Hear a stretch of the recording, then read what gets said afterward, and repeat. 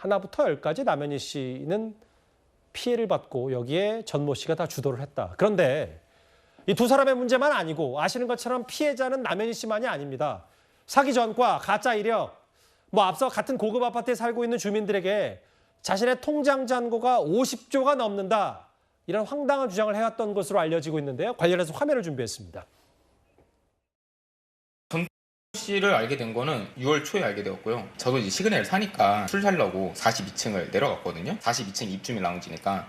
거기서 키 되게 작은 분이 인사를 드렸어요. 본인이 엔비디아 대주주고 IT 쪽으로 일도 하고 있고 막 되게 투자도 하고 있고 카지노랑 뭔가 되게 여러 가지 일을 한다고 했었어요. 그분이 핸드폰으로 은행 어플인가? 그걸 이제 켜가지고 공동인증서까지 로그인한 걸 보여주고 자기 자산을 51조가 있는 걸 보여줬다는 거예요. 51억이 아니라 51조. 상식적으로 말이 안 되잖아요.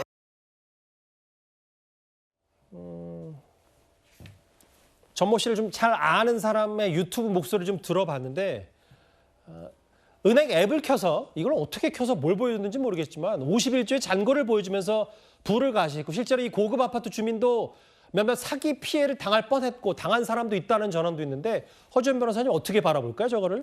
은행 앱은 사실 얼마든지 조작을 할 수가 있고 특히 화면 같은 조작은 생각보다 꽤 쉽고 사기 수법에 요즘 많이 이용되는 그런 부분입니다. 그런데 지금 제가 아까 허브로 이용했다 이런 말씀을 드렸는데요. 이 전 모 씨의 이 사기 수법이 처음에는 투자하려고 한다. 대출이라도 받아서 나한테 투자를 하면 불려주겠다. 그리고 여자인지 남자인지 속이는 수법. 그리고 재벌을 3세를 사칭하는 이런 수법으로 사기를 치는 것에서 지금은 제가 생각했을 때 좀 진화를 해서 이 사람의 계획은 돈이 있는 사람들, 유명한 사람들, 그 유명세와 인맥을 이용을 해서 그 사람들에게 접근을 해서 그 사람이 알고 있는 또 다른 인맥과 또 다른 돈이 있는 사람들을 투자 사기를 치려고 계획을 했던 거라는 생각이 듭니다. 그래서 지금 고급 아파트를 임대를 하고 거기서 사는 재력가인 행세를 하면서 그 아파트 라운지에서 아파트 주민들이 재력 있는 사람들이 살 거 아닙니까? 그 사람들을 모아서 강연도 하고 또 그 사람 중에 한 명인 어떤 유튜버, 굉장히 유명한 유튜버인데 그 사람이 또 수강생들이 많아요. 그러니까 그런 인맥의 허브가 될 수 있는 사람에게 은행 앱을 켜서 51조, 이 말도 안 되는 액수잖아요. 이 잔고를 보여주면서 부를 과시하고 투자를 유치하려고 했다는 겁니다. 그러니까 남현희 씨의 펜싱 클럽, 여기에 다니는 어떤 재력가 자제들 이런 접근이 의심이 되는 그런 부분인 거죠. 그래서 이런 부분을 통해서 큰 그림을 그리려고 하다가 이번에 발각된 게 아닌가 하는 생각이 듭니다. 본인 은행 앱을 켜서 어플리케이션을 켜서 또 51조도 보여주고. 근데 아까 경원 얘기도 한번 더 해봐야 될 게요. 남현희 씨도 저 경원 대동한 거에 깜빡 속았다는 얘기를 좀 했었잖아요. 한 명당 월 1,500만 원씩 지급을 했고 일반인들이 사진 찍으면 지우라고 했다. 물론 사기범들이 돈 돌려막기 하면서 월급 주고 할 수도 있겠지만 만약에 그런 말이 맞다면 저 부분은 어떻게 파악하세요? 일단 그렇게 돈이 없는 사람이 저렇게 많은 경원을 대동할 수 있어? 게다가 이 김민석 서울 강서구 의원에 따르면 한 명당 1,500만 원 줬다고 하는데 이게 더 큰 사기를 치기 위해서 어느 정도 전 씨가 투자 목적으로 저 돈을 쓴 게 아닌가 생각할 수 있는데 내막을 들여다보면은 저 돈을 받게 된 또 다른 이유가 있습니다. 뭐냐면은 일단 본인이 경원들에게 차를 선물하는데 그 차량을 그냥 주는 게 아니라 리스 차량으로 선물을 하고 나중에 일을 그만둘 때는 리스 비용을 경원들이 떠안게 되는 거죠. 일반적으로는 이런 계약을 누가 맺습니까? 그런데 경원들 입장에서도 월급을 워낙 많이 주니까는 일단 이 돈을 받는 게 이익이었다고 생각할 수 있는데 또 하나 중요한 건 뭐냐? 다름 아닌 투자금을 모집하면서 경원들의 계좌를 명의를 대신 빌렸다는 거죠. 또 다른 보도를 보면은 이미 전 씨가 신용 불량자라는 보도도 있습니다. 그 이야기인즉 전 씨의 계좌는 압류됐을 가능성이 높죠. 그리고 거기로 돈이 들어오는 족족 이미 빌린 돈들이 있으면 빠져나갈 겁니다. 결국 남의 명의를 쓸 수밖에 없는데 아무리 경호원들이 별로 생각이 없다고 할지언정 자신의 명의를 이렇게 턱 내줄 수 있겠습니까? 결과적으로 볼 때는 이 월 1,500만 원이라는 건 결국 이런 자신의 명의를 빌려주는 것까지 포함된 게 아닌가. 그리고 전 씨가 여기까지 계산을 하고 이렇게 큰 돈을 턱 안긴 게 아닌가라는 합리적 의심을 해볼 수 있는 겁니다. 그렇다면요.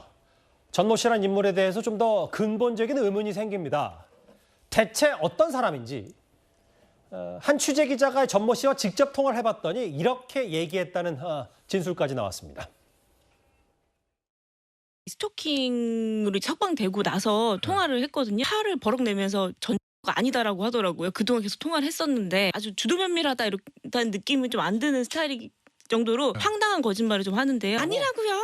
이러더라고요. 저한테. 저 아니라고요. 저한테 이렇게 그래요? 얘기를 해서 원래 목소리는 저보다 예쁘시더라고요. 제가 네. 최근에 그 강화도에 있는 지인한테 전화를 받았는데요. 그 최근에 몇 년 사이에 전 씨의 어머니한테 우리 딸 요즘에 말 배우는데 돈 되게 잘 번다. 얼마 전에 봤는데 머리를 싹둑 자르고선 남자처럼 나타나가지고 야 너 남자인 줄 알았어 이렇게 얘기를 했더니 이모 제가 무슨 남자예요 이런 얘기를 했다고 하더라고요. 그러니까 외모를 확 바꿔가지고 본인이 가끔 이제 여자인 부분도 했다가 뭐 남자인 척도 했다가 뭐 이런 식으로 하는 것 같습니다.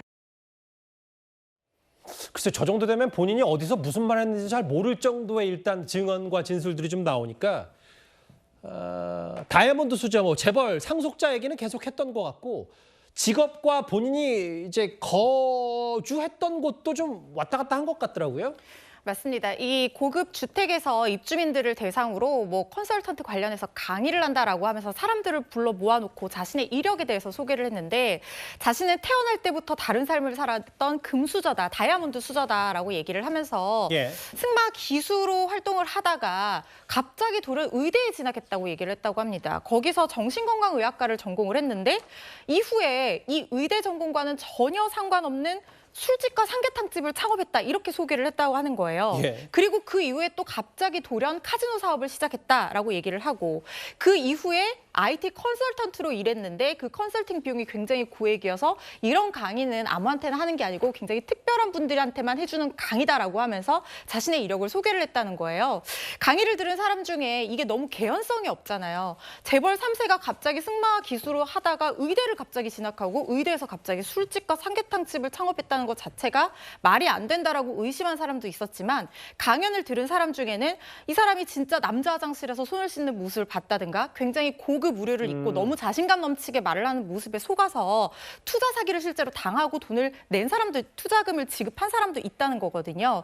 그야말로 기계묘묘한 어떤 수법을 썼다는 생각이 드는데요.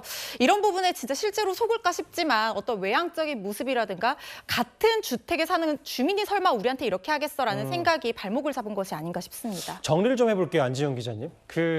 처음엔 저도 이 뉴스를 보면서 좀 너무 허무맹랑해 갖고 기가 막혀서 웃음도 나왔지만 뭐 이렇게 단순한 사기 결혼 정도로 생각했는데 지금 사회적으로 이슈된 문제가 뭐냐면 결국은 이런 전모 씨에게 아직 좀 더 남았지만 여러 사기 현재 진행형이라는 보도도 나오고 이게 사회적 문제가 되면 이 사건을 저희가 좀 어떻게 바라봐야 될지 개인적으로 좀 어떻게 생각하십니까? 지금 앵커께서 얘기하신 것처럼 많은 분들이 얘기를 합니다. 아니 전총조가 누구라고 이렇게 뉴스에서 많은 시간을 할애해서 얘기를 하지 할 수 있는데 이게 단순한 개인사 넘어서서 여기에 투자한 사람들이 속속 피해를 호소하고 있거든요. 결과적으로 볼 때는 정확한 금액은 아직 파악되지 않았지만 거대 투자 사기도 이어질 수 있다는 거죠. 왜 보이스피싱 보도가 나와도 사람들은 얘기를 합니다. 누가 저거에 속아? 라고 하는데 속는 사람들이 굉장히 많거든요. 누군가가 작정하고 나를 속이고 사기를 치려고 들면은 나 역시 그 피해에서 완전히 벗어날 수 없는 상황이 벌어진다는 거죠. 결과적으로 볼 때 사람들이 지금 이 사안도 맨 처음은 시그니엘 그리고 재벌 3세 이런 키워드 때문에 더 귀가 솔깃해졌거든요. 누군가 나에게 정말 말도 안 되는 좋은 제안을 할 때는 이거는 분명히 의심해 볼 필요가 있다는 거. 더 나아가서 이런 사기를 치려는 사람들이 곳곳에 도처에 널려 있다는 것을 다시 한번 경각심을 가질 필요가 있습니다. 예. 해프닝인 줄 알았어요. 처음에 그런 이제 사기 예비 남편의 사기 전력과 가짜 이력들이 고스란히 공개되면서 이게 좀 사회적 이슈가 된 모양새인데요. 다시 말씀드립니다만 이어지는 뉴스에 의해서 첫 방송 인터뷰 사건 이후 이 사건이 불거진 이후 처음으로 카메라 앞에 선 남현희 씨가 어떤 말을 할지도 저희 뉴스에이를 통해서 자세히 한번 들어보시면 될 것 같습니다.